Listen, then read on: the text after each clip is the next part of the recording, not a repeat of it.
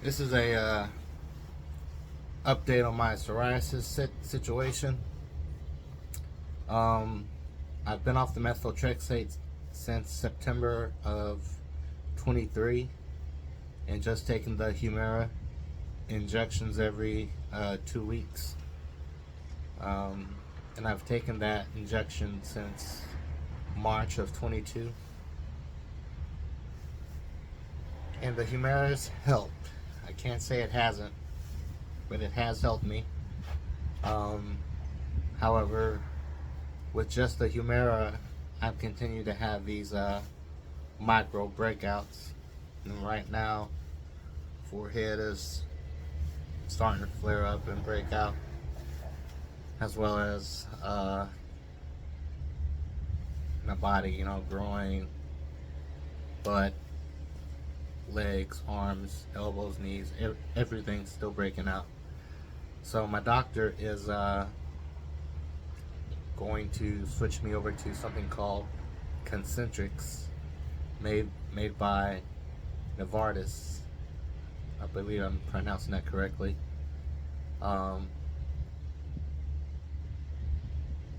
It seems that they have made some improvements on how medicine attacks the psoriasis, uh, the identifiers.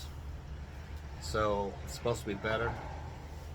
I know I had thought about not taking it because my doctor recommended it to me, and when she did, I was like, I don't care if it kills me, but go ahead. And I kind of broke down on her at that point, and she was like, "Why would you say that?" I'm like, "Living, you've been healthy your entire life. As a man, you've been working since you had your first paper route, and to not be able to work and provide, it's like your life just comes to a standstill, and that's as far as it gets. And from there, you start to decline and fall off. And since I've had this disease, my joints, the arthritis has flared up, which I didn't have before. And if I did have it, I didn't notice it because I was always moving around on the go. But now I'm noticing it. I can barely walk. I had to get a walker. I gave my walker. I lost it actually. I think I left it at a house that we moved out of. But I thought I was off of that. But I've had to reach out and get another walker. So I'm back using that. So for the most part, my walking right now is I'm walking like an old man, like my daddy used to walk. And I never thought I'd be, 51 years old on a walker. If you asked me that when I was young, my teens and 20s, ain't you crazy with a walker, man? But realization that some sunlight hit my scalp there. But I come to that realization that I'm at that point. I'll never drive 18-wheelers again. And that's the main thing that I love. I wish I would have done it sooner in my life, when truckers had more flexibility and more respect than they do now. But I love driving trucks, seeing the country, all the different cities, the people. From state to state, the people are different. We're all Americans, but just like being over in Europe, you have all these small countries, and everybody speaks each other's languages, and they travel back and forth and whatnot. It's the same thing here that I found out. And some of the places that I saw, I would want to settle down and say, yeah, when I get tired of driving, this is where I'll be, and I'll have all this set up. None of that's going to happen. So all of my plans I had to to stack my money up driving trucks and get a place in the country and get out of this big city. I don't see it happening. But I do want to move out of the city though. But back to the medicine. I wasn't going to take the medicine. I was just going to stick with what I got. Because I had a friend. His name was Bernard. And I worked with him in 2014 at a technical facility. And he had issues, mental and just health issues. He was kind of autistic, but I noticed one day when I saw him, he was just shaky, and I'm like, oh, my doctor's changed my medicine. I'm like, oh man. He says, yeah, it's making me. He wasn't the same on this medicine. However, a few weeks later, he didn't show up at work. And another day went, he didn't show up. Nobody. This guy was always at work, always on time, ahead of time, punctual, always wanted to be involved, always wanted to do something to help out, always worried about everybody else. He was a great guy. But they found him dead in his motel where he was staying at. And it was the medicine change. Whatever the doctors put him on killed him.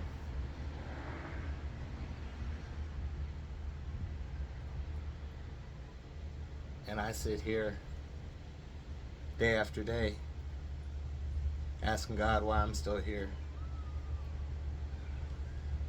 After all the things I've done in my life. Not good things. And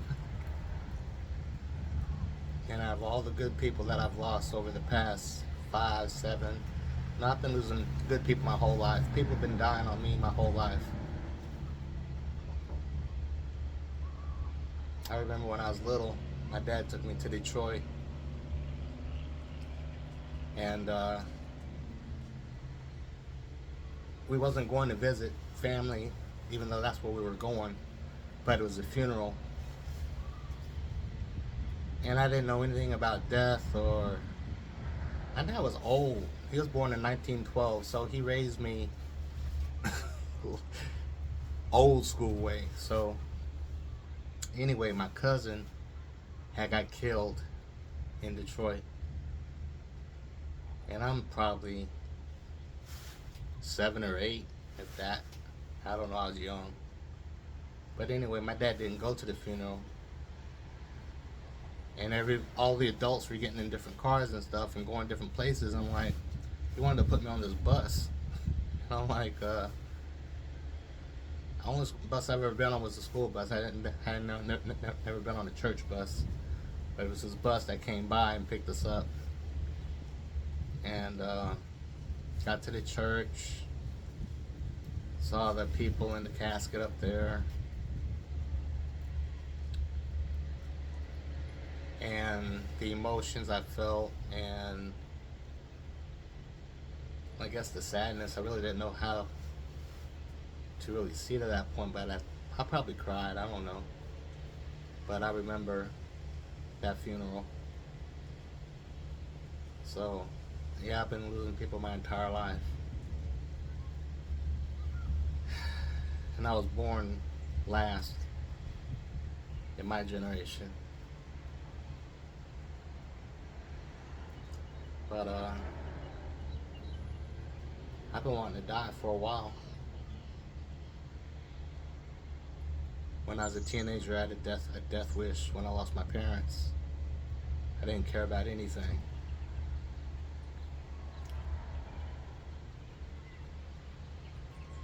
And I don't think I wanted to actually die, but I didn't care about my life, about anything. Real rebellious. Got locked up. 16 years old in the county jail, Boone County Jail. And that was an old jail. Had those bars where they slide the bars in and cling. There's bars, concrete and bars, like old school jail. And I was in there because I didn't, I didn't register my car for one. And I probably had tickets by then.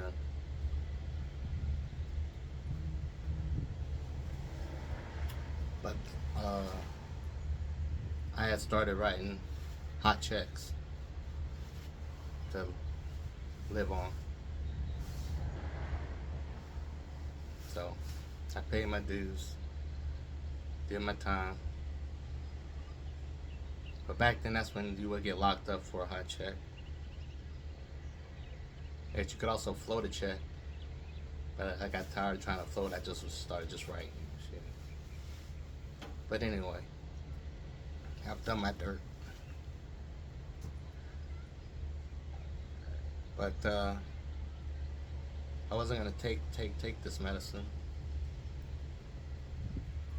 And I said, "Go ahead, doc. I'll take it."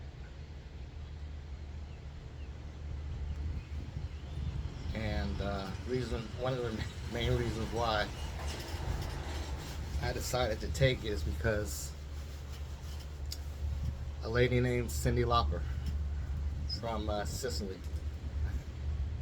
I never knew she was Sicilian, but yeah, that's where she gets that spunkiness, that spicy zestiness she has. But she came down with psoriasis a long time ago. I didn't even know it. I know she disappeared for a while. But I saw her doing a video, quite a few videos on YouTube, and how much in pain and the agony she was, and what she tried to do to fight the psoriasis before this medicine came out. But she's on this medicine and she's really cleared up a lot. So I'm hoping it'll do the same for me now.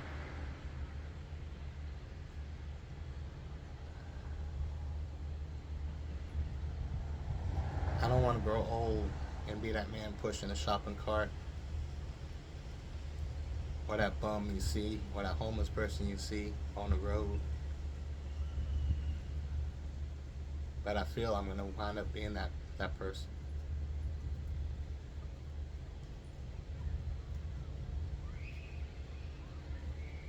But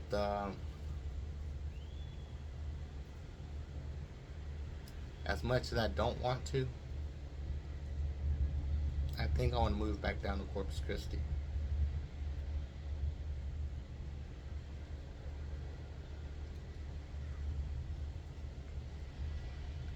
I got the psoriasis, and they say salt water is good for your psoriasis, so plenty of salt water in the Gulf of Mexico. Got all the foods I like, except for really no good Chinese food, but I've been learning how to make my own Chinese recently, because even though we go out and order Chinese, it's Vietnamese people making it or somebody making it, and it's not the way I like it. So I've learned how to make my own St. Louis style fried rice. There's no peas and carrots in St. Louis fried rice. So I'm going to take the medication. I've been going through hell trying to get this medication. I've called Novartis 3 times. Today being my 3rd. And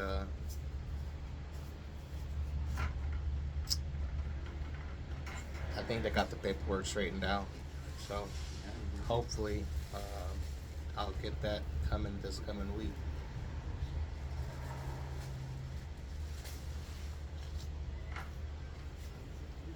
Yeah, this is just a little update on my situation. It's February 21st or 22nd. I think it's the 21st of 24. But I've been sitting around this house for, since December of 21. 2.5 years of my life sitting.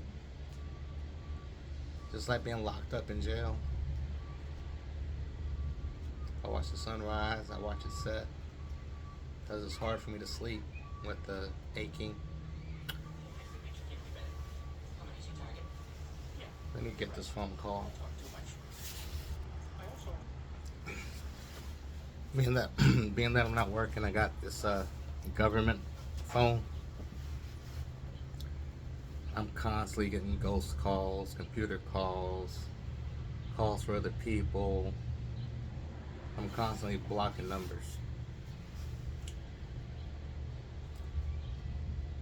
And I got that because I ain't working and I can't afford a phone, so I had an old Note 8, so I use that for the government phone.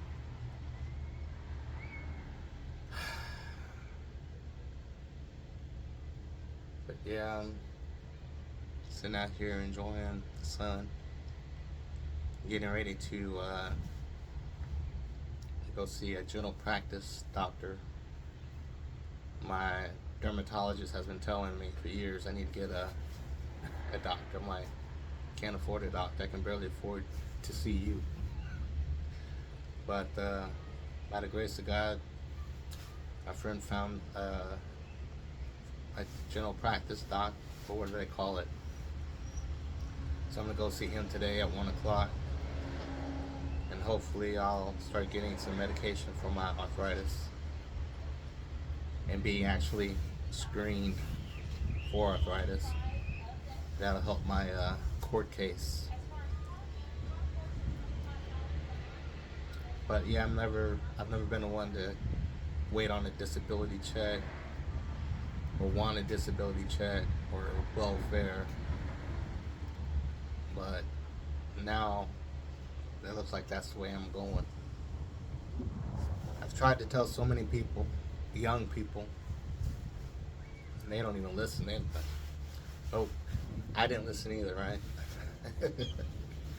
It's like when you're young, you have these old folks that try to tell you what you need to do, but you don't, because you don't think they know what they're talking about.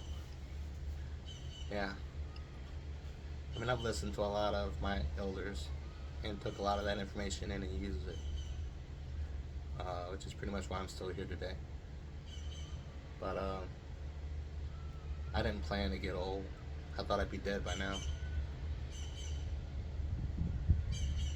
Car accident, accidentally shot by somebody, whatever, thought I'd be gone.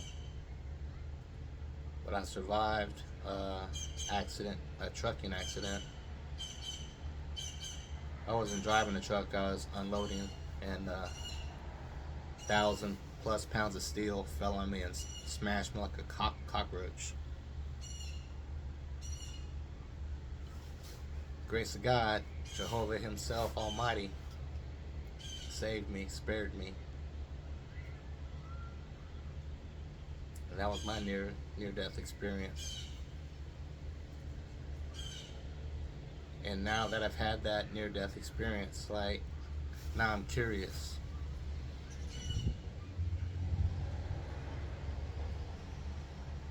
Might as well tell you all about that. I was in Fort Smith, Arkansas, unloading some rodeo fencing. Well, fencing for the bulls, you know. When you watch the rodeo, they come out those gates and they got those holders to hold them.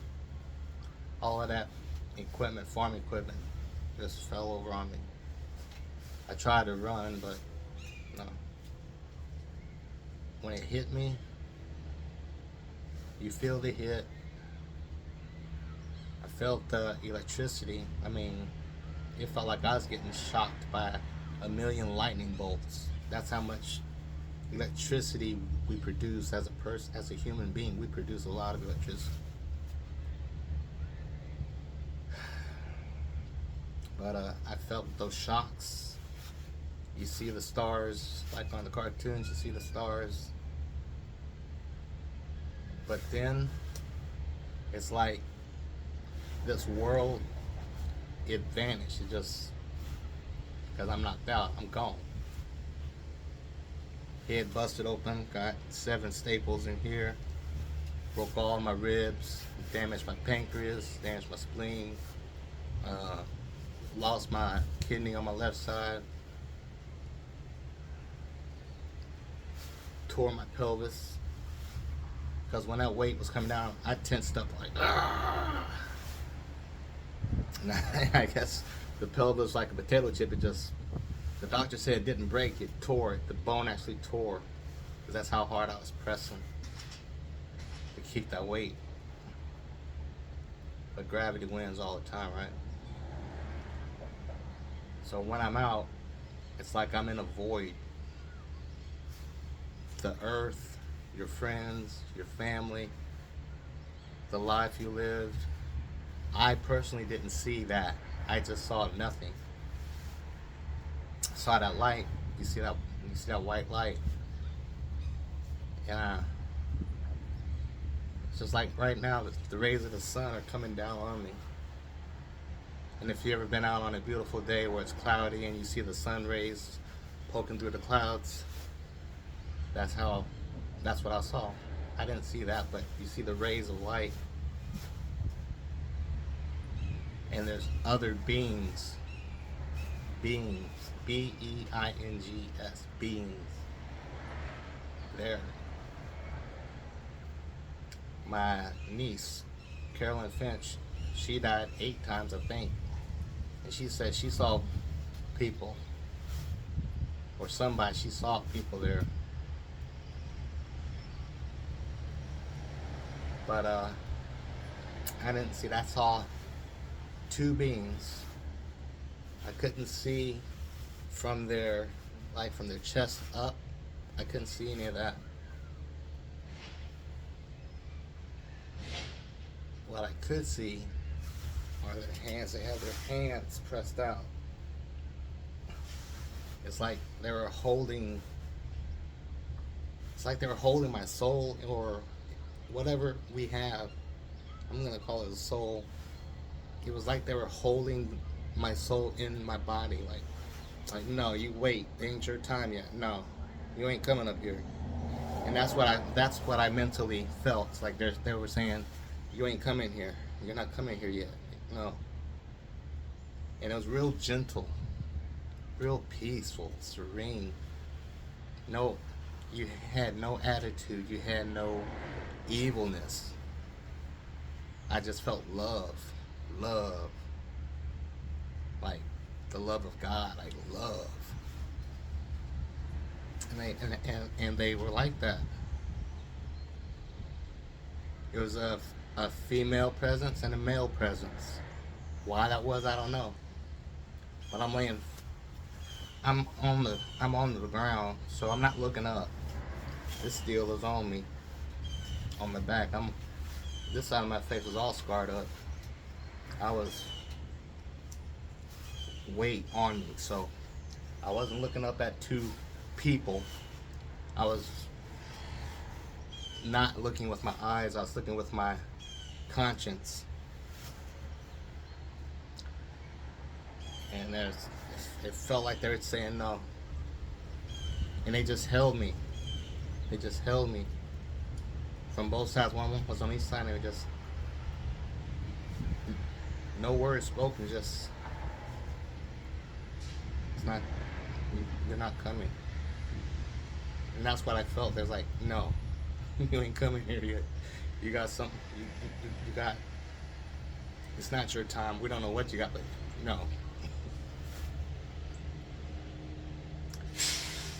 And I just let go. Because I was trying to get up, and the forklift driver was saying, you're hurt. I said, man, I'll be with you in a minute. I'll be up in a minute, just give me a minute. He said, you're hurt. I'm like, oh, all right then. And and next thing I know, paramedics, cops, firemen, whoever they were, I thanked them. Mr. Fox, you with us? Like, yeah. It's like I just, wherever I was, and I couldn't see anything that was going on the ground where I was. I had my eyes closed. From the time that steel hit me and pinned me down to the ground, my eyes was closed. I didn't open. I maybe squinted once in the ambulance, but I didn't open my eyes until I got to Mercy Hospital. Mercy Hospital in Fort Smith. But on the way, as these guys were saving my life, I'm calling them angels. Like, thank you. Y'all are my angels. I kept calling them my angels.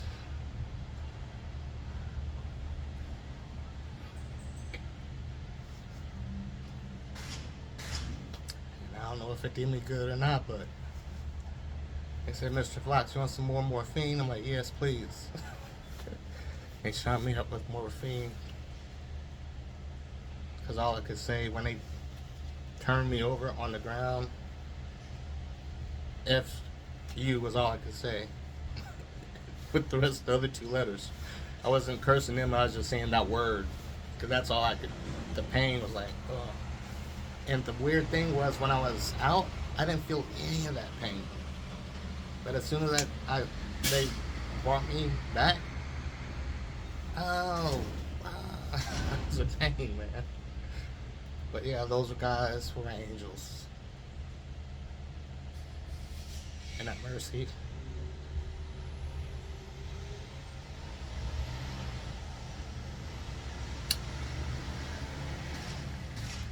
they had me in ICU.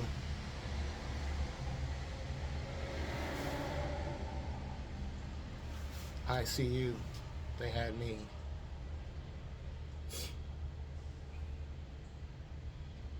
And those nurses and doctors, they were my angels.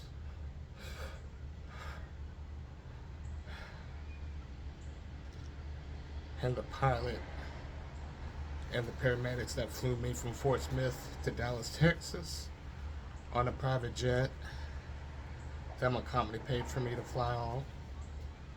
Those were my angels. At Parkland, those people were my angels. They may not have liked me, have cared about me, but that's how I felt. That's how grateful I was to be alive.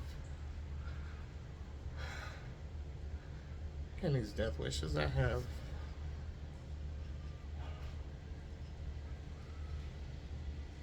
I don't know. It's not a wish. Lord, it's not a wish. But I guess I used to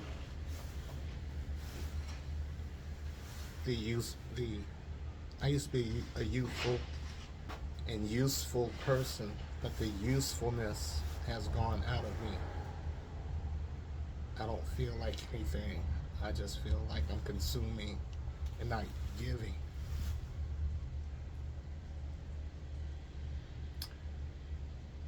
And in 2020, I went back on the road trucking again for a couple of months. And I couldn't even walk. I had to strap those steel-toe boots on my foot, my left foot, so tight, just to keep my foot from bending. Even though it would bend, my ankle or my foot was just killing me.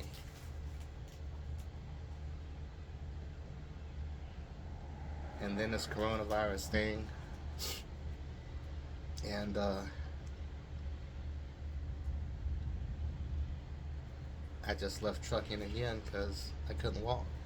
And I'm a flatbed trucker, loading steel, brick, tractors, heavy shit that the ordinary truck driver nowadays, they don't even want to touch. They don't want to get their hands dirty. They want to sit inside of a reefer or a dry van. I wanted to be out there doing stuff. And I was for a short while.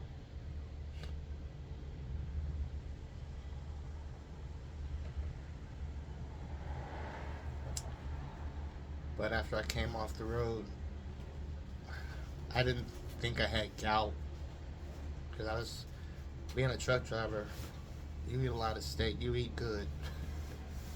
I did anyway. There may be some truckers out there starving, which there probably are, because they're living check to check. I was living check to check, but I was living in my truck. I didn't have a rent to pay, no bills. So I saved a lot of money driving truck.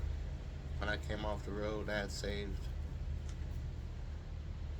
damn near $20,000. I never had $20,000 in my life. But it's all gone now. And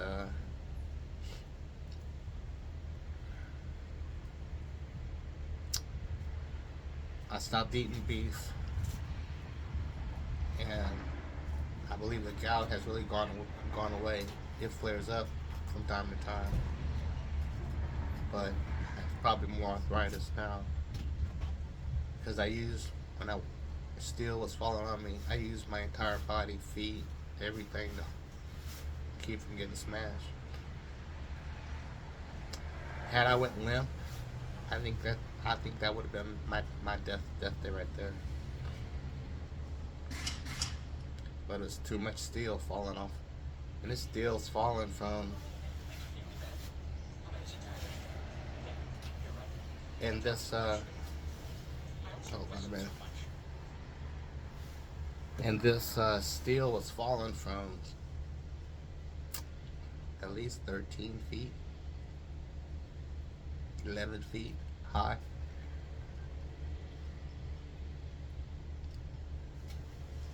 So if I wouldn't have tensed up, my head, I don't know, I would have been a smashed roach. You ever step on a roach and you go, and you come back and the roach is gone? It's like, damn, that's a very strong, resilient roach. I was resilient that day, I guess. That's the right word. But I just want some of my life back, and I don't know if I'll ever get it. I wanted to go to Missouri and see my family and spend this time that I have with them. If they don't even want to come pick me up, or they can't afford to come pick me up. My sister said she would work on getting me up there. I haven't heard from her since. But I wasn't expected to. They're barely making it.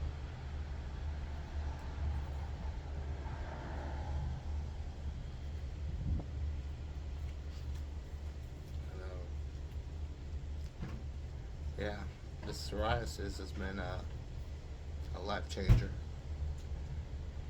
And the thing that I kept getting to was after I survived being crushed to death, I had a psoriasis just break out. I think I had psoriasis, but I didn't know it because it was on my scalp. I thought it was dandruff. But it wasn't, it was psoriasis.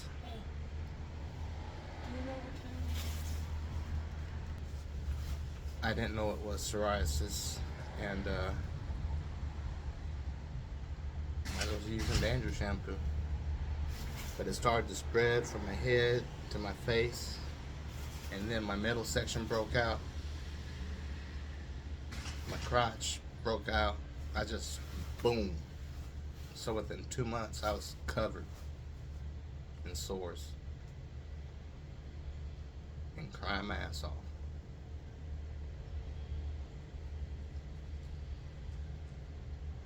I don't wish that pain on anybody, enemies or friends, God-fearing or not. When your skin is attacking itself, that's a bad feeling. I guess it's like cancer, if not worse.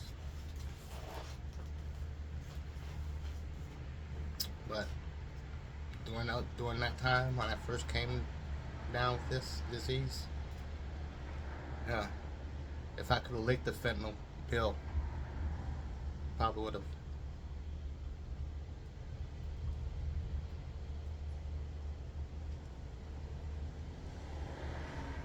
And what gets me is I got friends. Fabian Ramirez, one of my good friends. Oh, I didn't go to his funeral. I was sick, so I told his son on a Facebook chat that I couldn't go and be a pallbearer. I couldn't do nothing. But he had 5 children.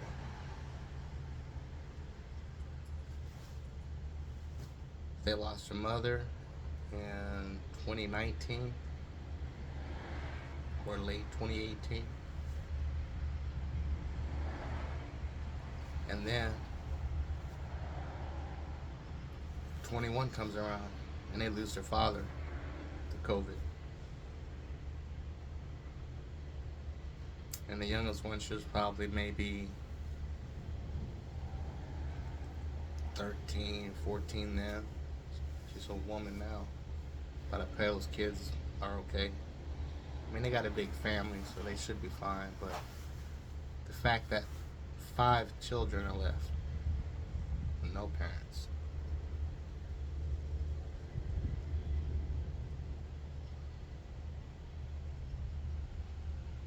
I pray for them all the time.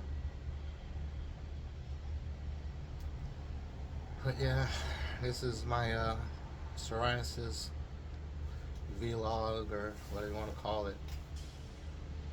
Just needed to talk and get this off my chest. Because where I live, there's really nobody I can talk to.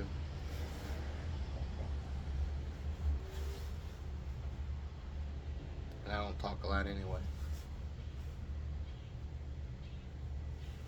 And the people that I would talk to about things like this, they did.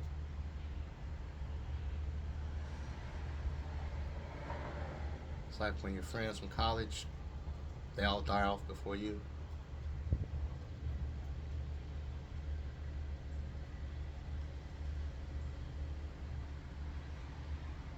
I have one friend. Maybe that's why I'm here, for other people. But my friend Tim, I haven't spoken to him in a couple of months.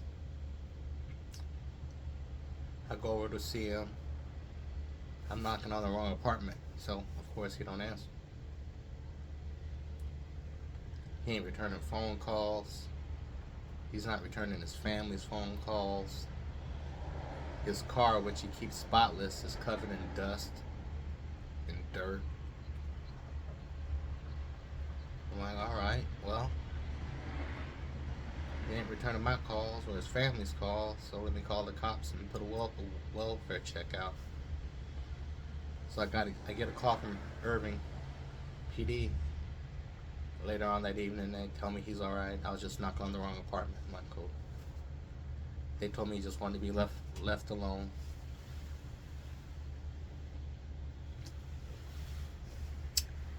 And for my childhood friend, or my college friend, to say that, and it's me, Bernard Fox, you're talking to, something's wrong. So the next day I go over and check on him. He's in more pain than I got. He has medical conditions that I don't have. But once again, it's your nerves and your skin. And my friend, he was sitting in his apartment day after day, doing nothing. And this is a man that has worked just like I have his whole life. Helped everybody, loves everybody. He's sitting there suffering. And I'm like, Tim, why are you sitting here, man? Not suffering, dude. Oh man, blah blah blah. Excuses. And I'm thinking he has food stamps coming in. I'm thinking that he's working, but he wasn't working. Because he can't work because of his illness. And he was just sitting there. He wasn't trying to get a lawyer or trying to get medical. He gave up. He literally gave up. But I was there. At one time, a couple of times in my life, get to that point where you just say fuck it. But yeah. And this was 4th of July weekend of all weekends. My friend tells me, you know where you know a shelter I can stay in? Like a shelter? No, bruh. You need to take your ass back to Amarillo, man. You got family, you got nieces, bruh, that look up to you.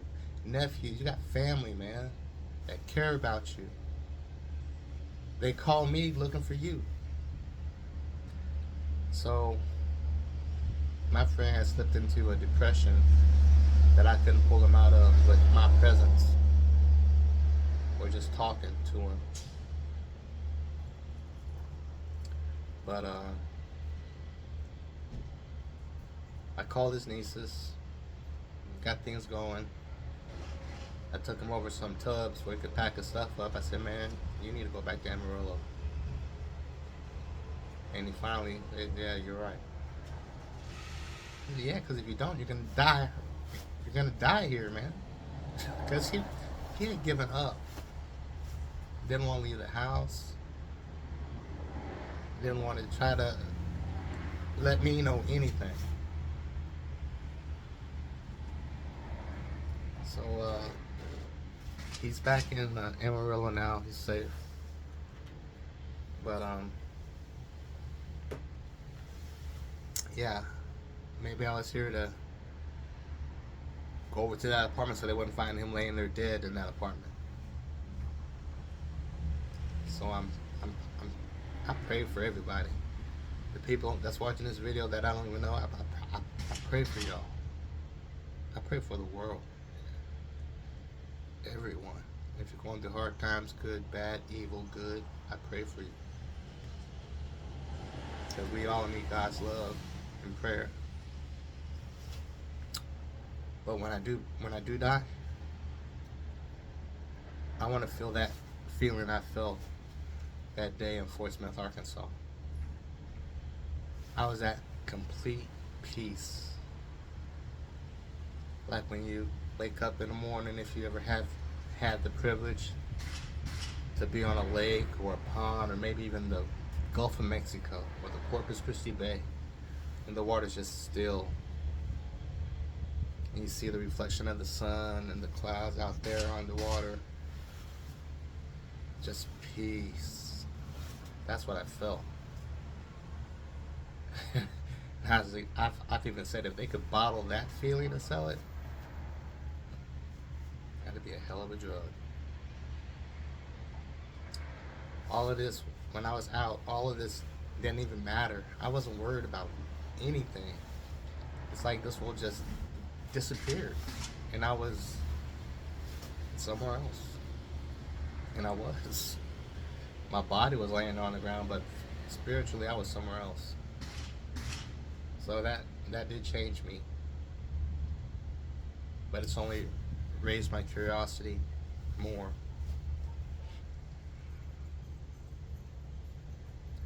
But anyway, I'm gonna stop rambling. It's the end of my vlog for February 21st, 24.